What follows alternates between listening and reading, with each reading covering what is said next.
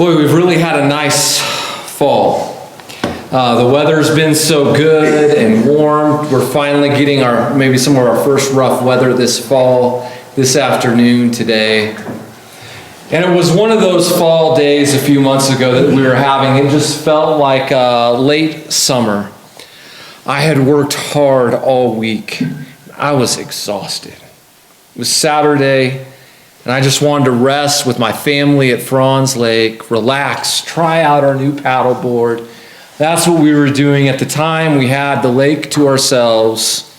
All was going well till the family showed up next to us. They showed up a few hundred yards down, and it was a family we knew very well. Very broken family in our community. A family who's gone through many things, including a terrible divorce, and we know this family because they've been coming to our VBS for years. And so it was a tense moment because the side of the family that was there was the side that we weren't too sure was very friendly to Christians. Okay, we were sitting there, Aubrey and I, going, how's this going to go today? And not just that they weren't friendly with Christians, but how were they going to feel about us, about our church, about the minister being 100 yards from them on the lake? And I wasn't really in the mood to be a devoted disciple of Jesus that Saturday morning. But that's where God placed me. And God has a tendency to do that with some of us sometimes. When we find ourselves maybe just wanting a rest or to take a break from being a devoted disciple of Jesus, God tends to put us in some interesting situations. I mean, it can feel good to go to church on Sunday, to pray for each other, to sing the songs, to have a Bible study, and to hear the sermon. But to actually take it seriously, to do something with it, that is entirely something else completely. Yet, we continue on this most important task of being a disciple of Jesus. And today I'm going to actually answer the number one question I get from other Christians in our community about us in our church. In fact, this material I'm going to present might be our greatest strength as a church, but I hope you will also see how much room we have to grow. In fact, if you were going to pick one sermon in this entire series, I'd pick for you to hear this one. Can't wait to get into it with you, but let's pray before we do. Our Father in heaven, we seek you out, coming and seeking to be like you. Build in us a desire to do as you have done. So I pray that your Spirit would work today, that we may learn your plan to restore your good world. Pour through me the gift of preaching, that this may lead us to have the courage to follow Jesus wherever he leads us. I pray this all in his name. Amen. So think about where we've been in the past 3 weeks. 3 weeks ago, we talked about how can we be with Jesus? What is it like, in other words, to be with your rabbi? And as Christians believing our rabbi has ascended into heaven, what does this look like? And we talked about those practices to work on this relationship. 2 weeks ago, we heard from one of our shepherds, Tim Masterson, and his story and his journey where he was very far from God, into God growing him into a disciple of Jesus. And last week, we got to hear from our former preacher, Parker Bullard, as he told us the mission of this church and how our mission is to make and mature devoted disciples of Jesus. And this brings us to today. So unfortunately, where Christianity sits today, and maybe always is it's so easy to be a Christian who just sits in the place of self-centeredness. In this cycle, everything is just about spiritual formation for you. And spirituality or Christianity becomes just another form of consumerism. Well, what did Jesus do for me? What did the sermon do for me? What did the singing do for me? How is it all about me and my spiritual journey? How am I feeling close to God or farther away? And how can I continue to feel close to God? And it's just this ending cycle if you let it sit there. However, as one of Jesus' disciples, you have to come to the point where you actually do something. Okay? You actually have to live out his teachings. In other words, love takes action. It does something. It follows Jesus. I mean, think about Peter. Peter could have just sat on the edge of that boat watching Jesus walking on water to him and enjoyed the view. Oh, isn't this so nice? No, but Peter got out and walked on the water towards Jesus where feet might fail. He gets out of his comfort zone and follows Jesus when Jesus calls him. Another way of saying this is if you want to follow Jesus, you have to get out of the boat. Okay? Today we are talking about doing what Jesus did. In fact, this is the easiest way to see and tell if someone is actually a devoted disciple of Jesus. They're doing something. They're taking some kind of action. And so what did Jesus do? Well, in John chapter 13, Jesus takes on the role of a servant. A servant does their dirty jobs. And what was one of the dirtiest jobs? Washing people's feet. They wore sandals back then. And if you want to get an idea of what their feet might have looked like, have you ever seen the feet of a rafting guide who only wears chacos all summer?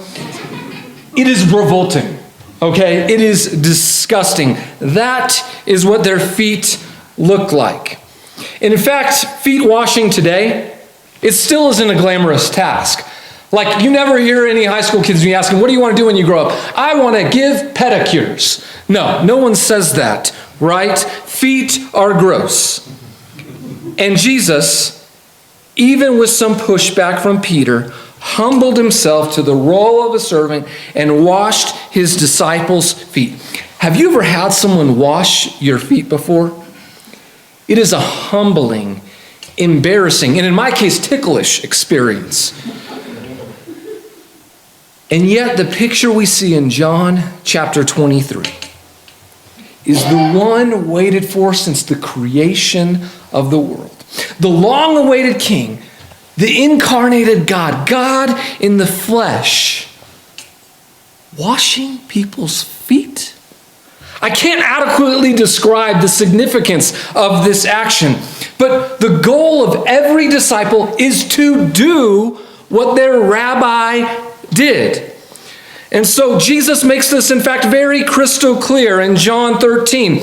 Now that I, your Lord and teacher, have washed your feet, you should also wash one another's feet. I have set an example for you that you should do as I have done. And so let me be matter of fact here. Like most churches, we have some of the most incredible servants in our congregation. And we have some freeloaders. I can think of some people in our congregation who faithfully love and support other people in this church. They keep the church going every week. They do the unseen, unnoticed work of keeping the church going, and they don't want any recognition, and they'd be embarrassed if I told you the stories and their names. I think of people in this church who have literally walked alongside other people in this church through death. They have loved them to death. We love people to death at this church, right? And yet I can think of two other really simple examples that have gotten no response. They're simple tasks. Think about it. In the last year, we have asked here during announcements, Jim has for people to do two things. Prepare communion and buy and put together the donuts. And it's interesting to me because everyone seems to be willing to take communion and eat the donuts. But few people are willing to prepare it and put the work into it. And so from my perspective, these are two very simple examples of how we can grow in our area of service. But let me take this deeper. This is a list Jim made last year of just some of the jobs that the church has done. Show us the slide. Get your glasses out, everyone. I couldn't get it to fit on one slide without doing this. Okay? There's over 40 jobs on there. I took the name labels off that we had put on some of it. If you were to go through these different jobs, you would see that just a few people are doing most of these jobs, and you would also see that there's actually some of them that go completely undone. There's no one doing them. We're just longing for someone to do it. And so when we ask people to serve, when you ask people to volunteer in this community and in America in general, we get the number one 4-letter word in our society. I'm busy, right? I'm busy. Have you noticed now how busyness has become an excuse for laziness in our society? We just say, oh, I'm really busy. I'm really busy. It's like our way to get out of things. I like when I hear someone say I'm busy, I just don't even think about it anymore. Now, let me tell you, this is where I get worried, because this is how a typical sermon like this gets received. I preach this stuff, and the ones who are already serving, who are already working, are sitting in the auditorium, sitting in the pews going, okay, but if I arranged this thing and I did this, I could do more. I could do this job. I could do this task. In other words, how can I fit this into my busy life, while the other ones just sit there and say, I'll let someone else do it. I'll let them be convicted in this. And in the eyes of the world, I get this. I get this. If your goal in life is to have the good life, then you probably want to serve as little as possible and be served as much as possible. But also I get that as devoted disciples of Jesus, this is proof about how our schedules are upside down. If we're trying to be a disciple of Jesus, what's the number one thing we're trying to do? Serve. Serve. We're trying to serve. So if that's the number one goal, then everything else gets eliminated or gets put lower on the priority list in order for us to be able to serve. And that's hard because there are lots of things in life. Here's my other fear about how a sermon like this could be heard. Furthermore, the goal isn't to get everyone at church to be at a burnout level. That's not the goal. We're not trying to say, oh, we're just all going to be busy doing this church thing and we're going to be exhausted and we're going to wear each other out. No. The goal is for all of us to be doing a little bit of the work, a little bit of the service, so that way no one's getting burnout. That way we're all working. If we were to look at the body of the Christ in the verse and we were to look at that chapter, we'd see that everyone has their gifts and abilities and the talents and the things they bring to the table in order to serve and to make this church thing happen. So let me be crystal clear. If we're going to be disciples, we have to serve one another. In other words, if you're going to be part of this church family, my expectation is that you are to be serving in a few ways. All of us work together to make this thing happen. Let me be more blunt. I am sure there are many churches in town, if you would like to be an anonymous Christian, that would be welcome to have you. Okay? Because that's the culture our society has made for Christians. But here at Poncha Springs, we are striving to be disciples of Jesus. And so part of that is the need to serve. And so sometimes the fault when we talk about service is our fault. Us giving the announcements, the ones sharing it, giving the call to action. So let me try to be clear on this too. If you're looking for a way to serve that fits with your talents and abilities and schedules, talk to the shepherds. Jim and Brian are both here this morning. Please talk to them. One of the goals listed out in Scripture of a shepherd, you'll see it later on in this sermon if you can pick it out, is to help you get in places of service, to make that work for you. Talk to them, call on them, and they can find this list not in itty-bitty teeny handwriting where you can figure out a job where you can serve. Now, I know that part's rough, and thank you for getting through that with me. But let me also tell you, that's the entry level. Okay? Entry level of church service, of being a disciple, serving and working at church, okay? Often the safest place to work. and do service. You're inside the church walls. People tend to be more patient and kind. But we have an entirely different level of service we are called to do. Remember, the goal of being a disciple is to not just be with our Rabbi Jesus. It can be really tempting just to sit with Jesus. But the goal is to actually do. To learn from this rabbi and to do what this disciple, or what we are called to do, what our rabbi did. And so Jesus tells us clearly what this means. For even the Son of Man did not come to serve, to be served, but to serve, and to give his life as ransom for many. I think we have a slide of that verse. Jesus came to serve, and in the context of this passage, it is important. Jesus is saying this after James and John asked to sit on his left and right when he came into his kingdom. It's a status question. And oftentimes, when the topic of serving God or loving God comes into question, it's actually a status question. I get it occasionally, like, man, I just love God so much, and what can I do to show my love for God?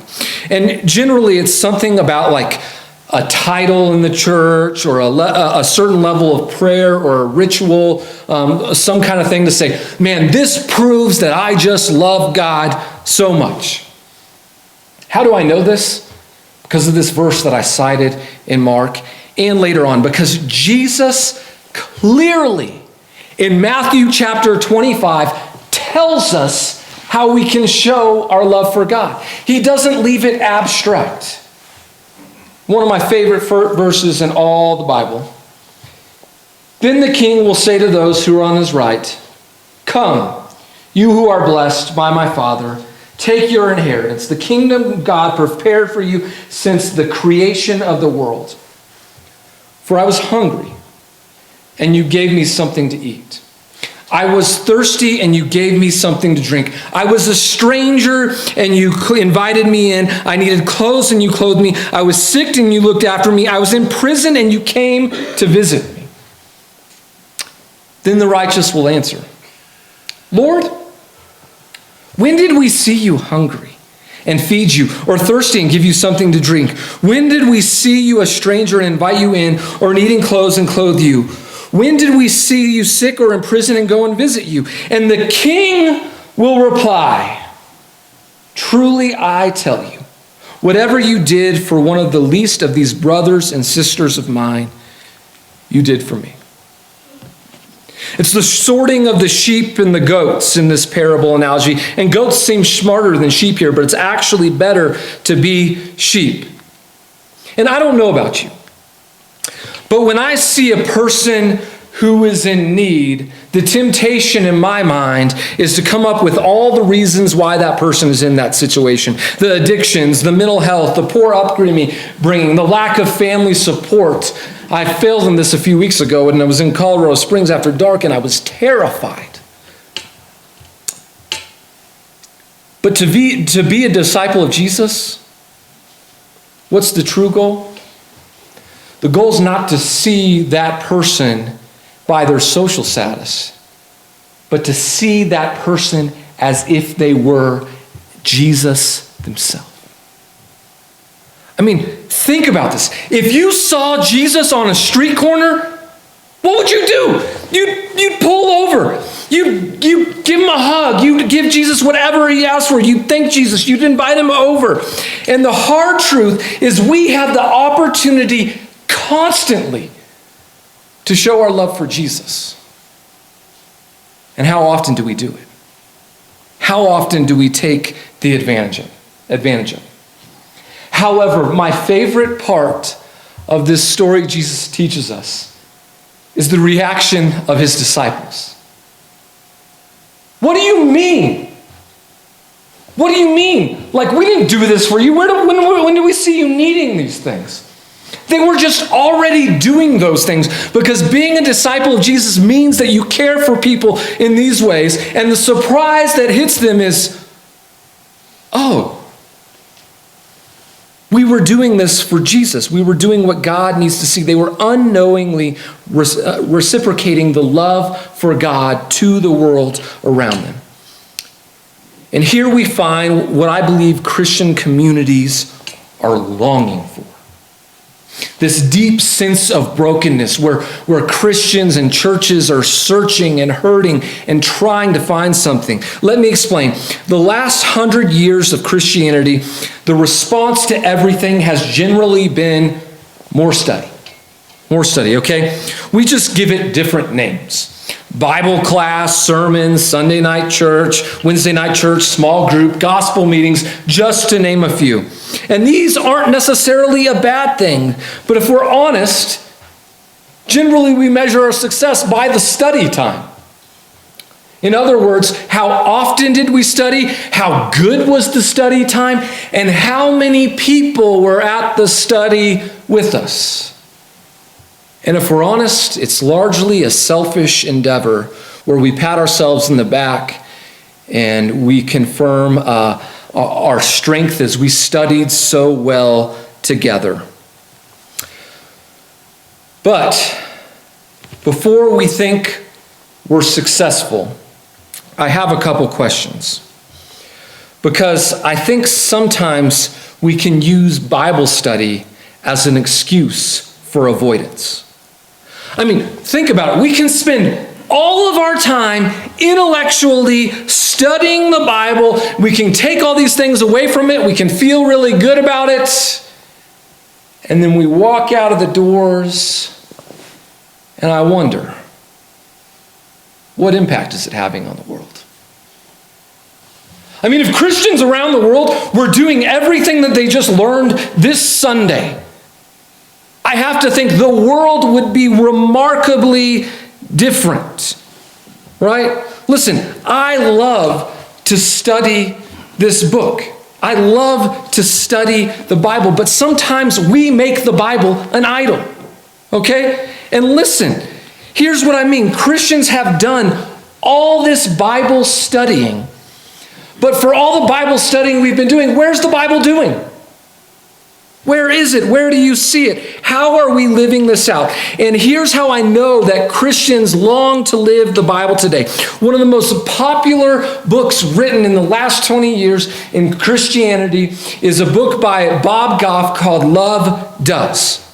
It is a completely simple but daring book. Here's his formula for every chapter. He gives a little Bible study, and he talks about how he tried to live it out.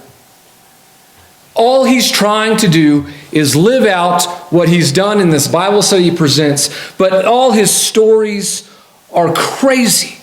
They're daring, they're bold, they're outrageous as he lists all these ways that he loves people so greatly. This is a picture with me and Bob, by the way. And so this is the point. I believe it's important to tell you the number one question I get from Christians in this community about our church. The number one question comes in different forms, but it's all basically the same thing. It sounds like, how does your little church do so much? Many of these people talking to me are in leadership roles at this church. How does your little church do so much? And other churches are doing great work in this town, but they're shocked at how much we're doing with 50 or 60 of us here today. How are we doing so much? And so my answer is always the same. I talk about how we have disciples of Jesus here who want to be the hands and feet of Jesus in our community. And here's where the excuses always come in. Well, we hope to do that, but first we have to take care of one issue, they say to me. Or, we will do things like that one day, but for now we have to work on this task inside the church. And I feel for them because the culture they always go on to describe is a culture of a church that functions like a country club. That they have to spend all their time and all their work serving the people inside the country club, that they never get the opportunity to serve anyone outside the walls. And the truth is, if a congregation is waiting for a time when everything settles down in the church to get out and serve it, they will never find a time. There is always stuff going on inside the church that can keep you completely busy, maybe even feeling overwhelmed. You simply have to make space for it. And here is what is important. The church doesn't exist for itself. It is so easy to create a church and to say the goals and the needs, it's all to serve the people, the church family inside this church. But God, if you lay this out towards the end of Matthew, how Jesus lays it out, the church exists to be a giant blessing machine to the world. And what we fail to realize, what often goes unseen by the average person, is that disciples of Jesus have completely changed the fabric of our world so much that we don't often see it. Devoted disciples of Jesus founded many of the world's universities. But beyond that, they thought, we want people to be able to read this book. So they taught people how to read so they could read the Bible. They translated the Bible so people could read it for themselves. Disciples of Jesus have gone into medicine because they wanted to extend the healing powers of Jesus to people. Think about how many hospitals have Christian names or Christian backings behind them. Disciples of Jesus believe that children and babies have value, so they take care of them. They have historically taken care of them, creating orphanages, or in more recent days, adoption agencies and children homes to take care of them. When pandemics hit, traditionally Christians have gone in to care for those under suffering through the pandemic because Christians weren't worried about dying. Death didn't have the same effect on them anymore. Go look up our Church of Christ brother, Dr. Kent Brantley, who has ties to this very church if you want to see an example, modern example of how to live this out. Disciples of Jesus have built and run shelters for the homeless, fed the hungry, clothed those who needed it, helped those with addiction. Even this thought that creation itself is good, that the world is good, is a Judeo-Christian idea found in Genesis 1. And so, church, I tell you all this, and please allow me to be direct, because this sermon is not meant just to be a pat on the back for us. This sermon is meant to be a call to action. We might be doing so much already, but I can't help but think how much more we could be doing. If we are truthfully honest today, about 80% of the work is done by 20% of the people in this church. And my dreams are bigger than that. What if all of us, 100% of us, every month, were out serving here in our community? I mean, what if we had so much going on that we had to have weekly meetings just to coordinate all the things we were doing? Already, I can't tell you, I probably spend a couple hours every week coordinating things with people in this church. There are things going on. What if it took all of us to meet and get together and say, okay, if we're going to get this done, we're going to have to meet together. Instead of doing Bible studies, what if we had Bible doings? We're just going to do a Bible doing. We're going to go help these people. We're going to go do this work. What if we had times of service that are love does gatherings? What if we, the disciples at Pontius Springs Church of Christ, were the answer to some of the greatest needs of our community? Those are some of the dreams I had. And James, the brother of Jesus, puts it like this: faith without deeds is dead. It's dead. And I don't know about you, but I don't want James to describe my faith as being dead. I want it to be alive. I want it to be thriving. So we got to get to work if we're going to do that kind of thing, right? And I feel like I tell you this today, I can preach this sermon not as just, hey, I'm preaching this, we should do this. I practice what I preach. Middle shelf, bottom row are my quarterly reports. Read them. See what I do in this community every week. See how I'm out there on the ground trying to do this and model this sermon myself. I want this for us dearly, church. 450 years ago, a Christian reformer by the name of Teresa of Alva helped bring revival to Christians in Europe. And she says more eloquently what I'm trying to say here. Christ has no body but yours, no hands, no feet on earth but yours. Yours are the eyes with which he looks compassion on this world. Yours are the feet with which he walks to do good. Yours are the hands which with he blesses all the world. God's plan, which was a mystery to the angels at times, was for us, you and I, us broken humans, to go do his good works and continue this on as his disciples. Jesus puts it like this: you are the light of the world. A town built on a hill cannot be hidden. Neither do people light a lamp and put it under a bowl. Instead, they put it on a stand, and it gives light to everyone in the house. In the same way, let your light shine before others, that they may see your good deeds. And what does that do?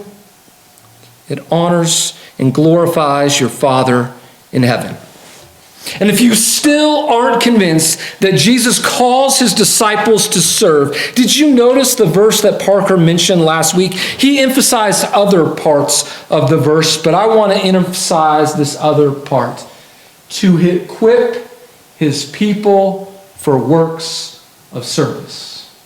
Prophets, the pastors, the apostles, the evangelists, the teachers, the elders are working to equip the people, the church, the body for works of service. Being a disciple means taking action.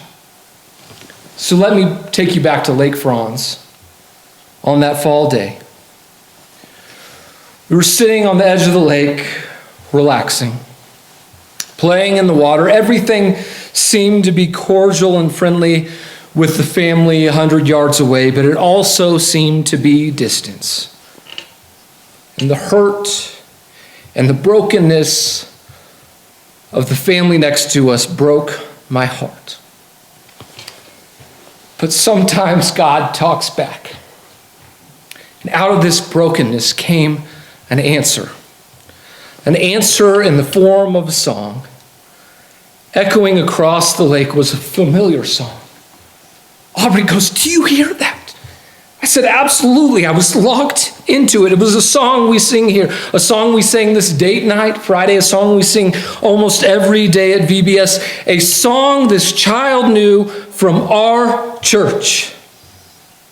The beautiful song echoing over the waters of Franz Lake sounded like, "I may never march in the infantry, ride in the cavalry, shoot the artillery. I may never fly over the enemy, because I'm in the Lord's army."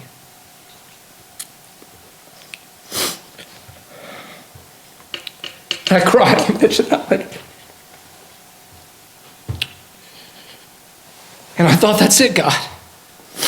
That's what you're trying to tell me. That's what you're trying to tell our church. I thought that what we're doing here as disciples of Jesus, that we are part of the greatest army ever to exist. And what good is it to train all the time and never go into battle? Think about the size of our army. Think about the victory our armies have won. Rome could not defeat our army. People lay in the Colosseum dead, soldiers in our army. Hitler could not defeat our army. Napoleon and Alexander the Great's armies had nothing on our army. This army is fighting evil and has been for 2,000 years all over the world. And this army one day will be victorious. Do you want to join this army? Because I'm looking for recruits. Do you want to march into battle with King Jesus? Will you follow Jesus into the fight of service?